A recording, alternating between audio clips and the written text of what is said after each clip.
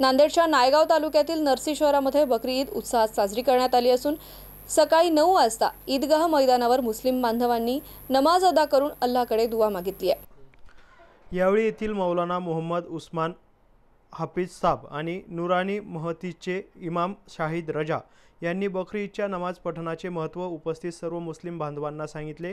नमाज नंतर येथील हिंदू बांधव हे ईदगाह मैदानावर जाऊन मुस्लिम बांधवांची गळा भेट घेऊन त्यांनी शुभेच्छा दिल्या।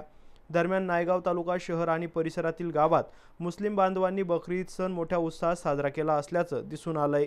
Gangadhar Gangasagare, MCN news, Naigaon, Nanded. ये ईद उल अज़हा कुर्बानी का त्यौहार है। अमन और शांति के साथ जो है हर साल की तरह यहाँ बिना मज़हब व मिल्लत हिंदू मुस्लिम इत्तेहाद और इत्तेफाक के साथ ईद मनाई जाती है।